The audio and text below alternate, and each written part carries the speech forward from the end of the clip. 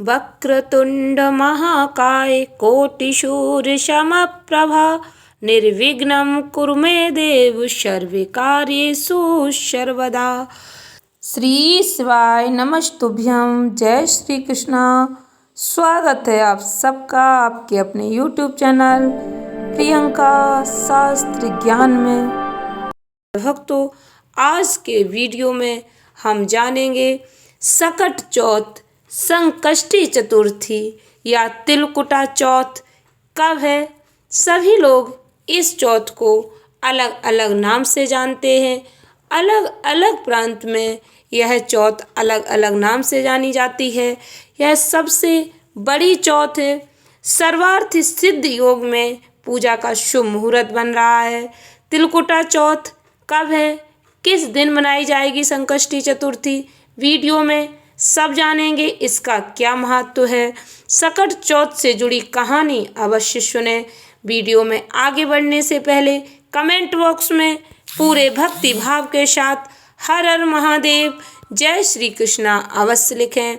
Channel पर पहली बार visit हुए, पहली बार मेरी आवाज़ सुन रहे तो चैनल को सब्सक्राइब करके बेल आइकन अवश्य दबाएं।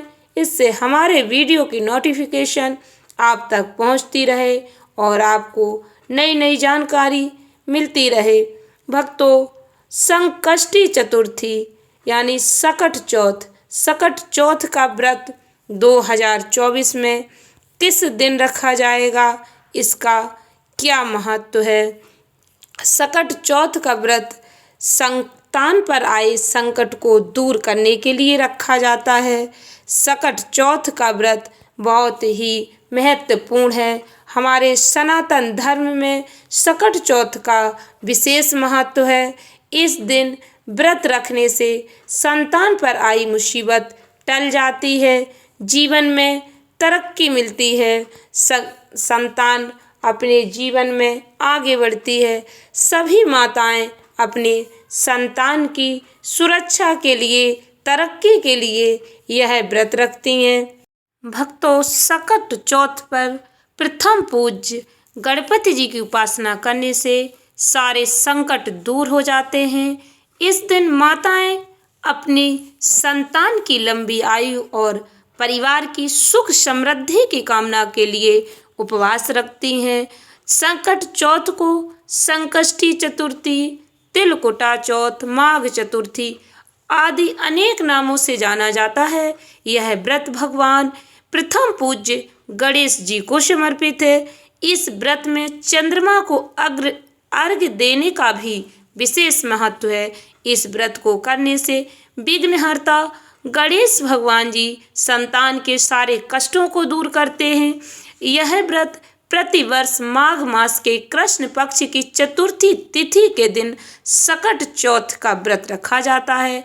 ऐसी मान्यता है, इस व्रत को करने से संतान निरोगी, दीर्घायु और सुख समृद्धि से परिपूर्ण होती है। सकट चौथ पर भगवान गणपति जी की उपासना करने से सारे संकट दूर हो जाते हैं। इसीलिए इस चौथ का सबसे अधिक महत्व है। यह सकट चौथ सभी चौथ में बड़ी मानी जाती है। इस पर्व पर माताएं अपनी संतान की लंबी आयु और परिवार की सुख समृद्धि की कामना के लिए ही उपवास रखती हैं। घर पर कोई संकट ना आए, संतान पर कोई संकट ना आए, आर्थिक समस्या ना आए, इसलिए यह व्रत रखा जाता है। धर्मशास्त्रों में ऐसी मान्यता है, इस व्रत को करने से संतान के ऊपर आने वाले सभी संकट दूर हो जाते हैं। इस साल सकट चौथ का व्रत 29 जनवरी 2024 को रखा जाएगा। 29 जनवरी सोमवार के दिन सकट चौथ का व्रत रखा जाएगा। इसका शुभ मुहूर्त चतुर्थी तिथि का प्रारंभ 29 जनवरी 2024 को 6:10 पर होगा। चतुर्थी तिथि का समापन 30 जनवरी 2024 को 8:54 पर होगा। चंद्रोदय का समय 9:10 पर रहेगा। भक्तों, चंद्रोदय का समय देश के अलग अलग हिस्सों में अलग अलग समय पर होता है। सकट चौथ की पूजा विधि क्या है? सकट चौथ के दिन सुबह स्नान ध्यान करके भगवान गणेश जी की पूजा करें। इसके बाद सूर्यास्त के बाद स्नान करके स्वच्छ वस्त्र धारण करें। गणेश जी की मूर्ति के पास एक कलश में जल भर कर रखें। धूप दीप नैवेद्य तिल लड्डू शकरकंद अमरूद गुड़ घी अर्पित करें। आपके पास जो भी पूजा सामग्री है आप वह समर्पित करें भगवान गणेश जी को। तिलकुट का बकरा भी कहीं कहीं पर बनाया जाता है।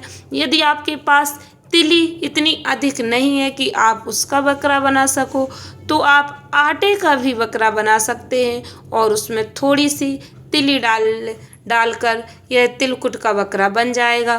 पूजन के बाद तिल से बने बकरे की गर्दन पर घर का कोई सदस्य, घर का बेटा इस बकरे की गर्दन को काटता है। किसी किसी के यहाँ घास से काटते हैं, किसी के यहाँ पैसे सिक्के से जो अपन बकरा बनाते हैं तिलकुट का या आटे का, आपके पास जो भी सामग्री है उसका बकरा बनाकर उसकी गर्दन को काटने की परंपरा है। तो उसको बकरे को गर्दन को अवश्य काटा जाता है। सकट चौथ की पूजा में क्या क्या सामग्री लगती है? सकट चौथ की पूजा के लिए लकड़ी की चौकी, पीला जनेऊ, सुपारी, पान का पत्ता, गंगा जल, लौंग, इलायची, सिंदूर, अक्षत, मौली, इत्र, रोली, मेहंदी, 21 गांठ दूर्वा, लाल पुष्प भगवान गणेश जी को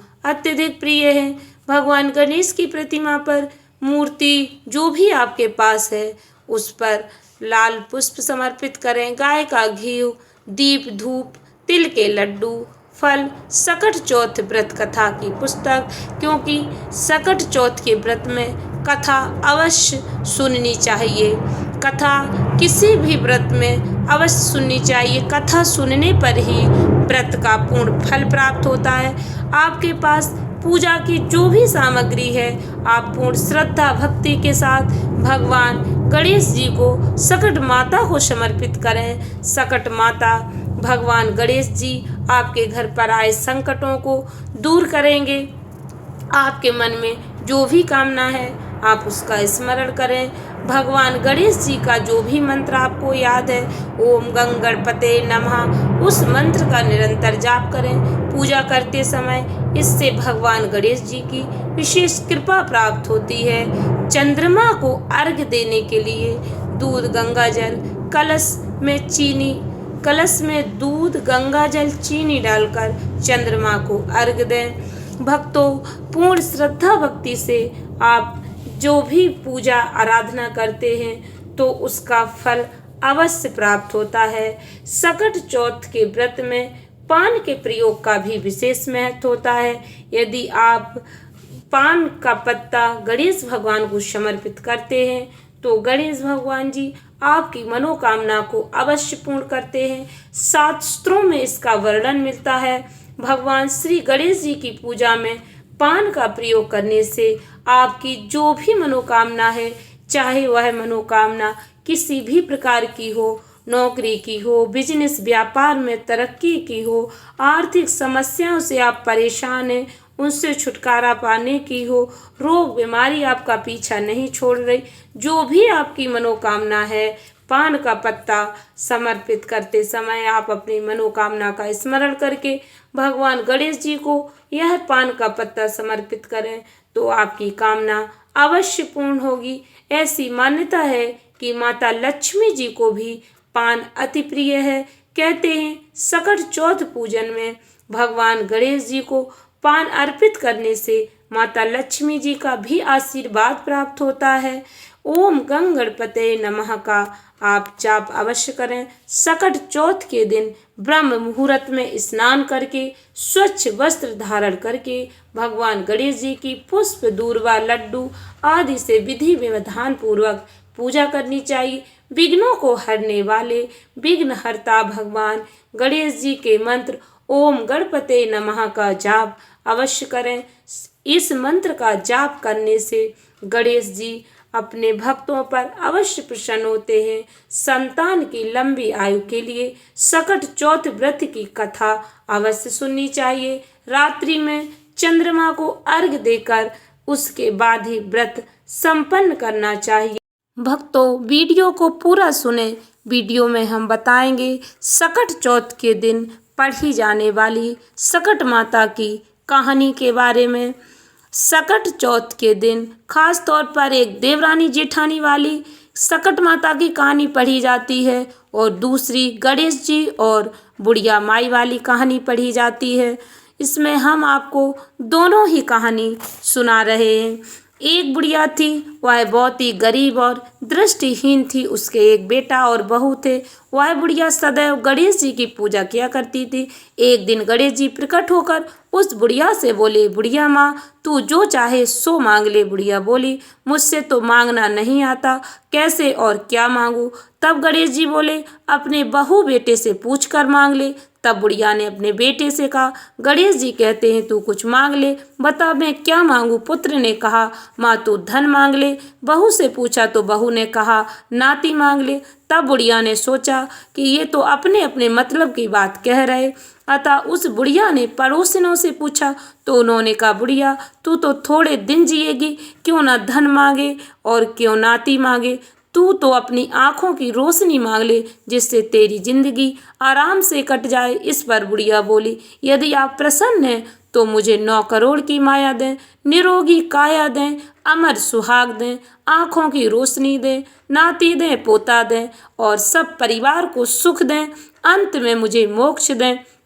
यह सुनकर तब गणेश जी बोले, बुढ़िया माँ, तुमने तो हमें ठग लिया। फिर भी जो तूने मांगा है वचन के अनुसार सब तुझे मिलेगा। और यह कहकर गणेश जी अंतर्ध्यान हो गए। उधर बुढ़िया माँ ने जो कुछ मांगा वह सब कुछ मिल गया। हे गणेश जी महाराज, जैसे तुमने उस बुढ़िया माँ को सब कुछ दिया वैसे ही हम सबको देना। दूसरी कहानी। एक शहर में देवरानी जेठानी रहती थी। देवरानी गरीब थी और जेठानी अमीर थी। देवरानी हमेशा गणेश जी का पूजन और व्रत करती थी। देवरानी का पति जंगल से लकड़ी काट कर बेचता था। देवरानी घर का खर्च चलाने के लिए जेठानी के घर काम करती थी और शाम को बचा हुआ खाना लेकर जाती थी। माघ महीने में गणेश जी का व्रत सकट चौथ देवरानी ने रखा। उसके पास पैसे नहीं थे, इसलिए उसने तिल गुड़ लाकर तिलकुटा बनाया।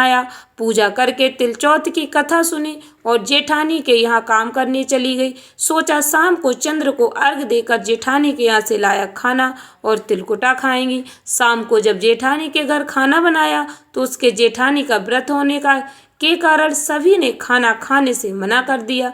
अब देवरानी ने जेठानी से बोला, आप मुझे खाना दे दो जिससे मैं घर जाऊं। इस पर जेठानी ने कहा कि आज तो किसी ने भी अभी तक खाना नहीं खाया, तुम्हें कैसे दे दूं, तुम सवेरे ही बचा हुआ खाना ले जाना। देवरानी उदास मन से घर चली आई। देवरानी के घर पर पति बच्चे सब आस लगाए बैठे थे कि आज तो त्योहार है, इसलिए कुछ पकवान आदि खाने को मिलेगा। लेकिन जब बच्चों को पता चला कि आज तो रोटी भी नहीं मिलेगी तो बच्चे रोने लगे। उसका पति भी बहुत क्रोधित हो गया और कहने लगा कि दिन भर काम करने के बाद भी वह 2 रोटियां नहीं ला सकती। वह बेचारी गणेश जी को याद करती हुई रोते रोते पानी पीकर सो गई। उस दिन सकट माता बुढ़िया माता का रूप धरकर देवरानी के सपने में आई और कहने लगी, सो रही है या जाग रही है। वह बोली, कुछ सो रहे हैं कुछ जाग रहे। बुढ़िया बोली, भूख लगी है, खाने के लिए कुछ दें। देवरानी बोली, क्या दूं, मेरे घर में तो अन्न का एक दाना भी नहीं। जेठानी बचा कुचा खाना देती थी, आज वो भी नहीं मिला। पूजा का बचा हुआ तिलकुटा छींके में पड़ा है, वही खा लो। सकट माता ने तिलकुट खाया और उसके बाद कहने लगी, निमटाई लगी है, कहाँ निमटे। उसने कहा, यह खाली झोपड़ी है, आप कहीं भी जा सकती हैं, जहाँ इच्छा हुआ निमट लो। फिर सकट माता बोली, अब कहाँ पहुँचूँ। अब देवरानी को बहुत गुस्सा आया कि उन्हें कब से परेशान किया जा रहा। सो बोली कि मेरी साड़ी से पहुँच लो। देवरानी जब सुबह उठी तो यह देखकर हैरान रह गई कि पूरा घर हीरे और मोतियों से जगमगा उठा है। उस दिन देवरानी जेठानी के काम करने नहीं गई। जेठानी ने कुछ देर तो राह देखी, फिर बच्चों को देवरानी को बुलाने भेज दिया। जेठानी ने सोचा कल खाना नहीं दिया था, इसलिए शायद देवरानी बुरा मान गई होगी। बच्चे बुलाने गए। देवरानी ने कहा कि बेटा, बहुत दिन तेरी माँ के यहाँ काम कर लिया। बच्चों ने घर जाकर माँ से कहा कि चाची का पूरा घर हीरों और मोतियों से जगमगा उठा है। जेठानी दौड़कर देवरानी के पास आई और पूछा कि यह सब कैसे हो गया। देवरानी ने उसके साथ जो हुआ वो सब कह डाला। उसने भी वैसा ही करने की सोची। उसने भी सकट चौथ के दिन तिलकुटा बनाया। रात को सकट माता उसके भी सपने में आई और बोली, भूख लगी है, मैं क्या खाऊं। जेठानी ने कहा कि आपके लिए छीके में रखा है, फल और मेवे भी रखे, जो चाहे खा लो। सकट माता बोली, अब निपटे कहाँ। जेठानी बोली, मेरे इस महल में कहीं भी निपट लो। और उन्होंने बोला कि अब पहुँचूं कहाँ। जेठानी बोली, कहीं भी पहुँच लो। सुबह जब जेठानी उठी तो घर में बदबू गंदगी के अलावा कुछ भी नहीं था। हे सकट माता, जैसे आपने देवरानी पर कृपा की वैसे सब पर करना। आपके पास जो भी है आप वह पूर्ण श्रद्धा से सकट माता को समर्पित करें। माता आप पर अवश्य कृपा करेंगी। आशा करती हूँ वीडियो अच्छी लगी होगी, उपयोगी लगी हो तो वीडियो को लाइक शेयर अवश्य करें। धन्यवाद भक्तों। श्री शिवाय नमस्तुभ्यम।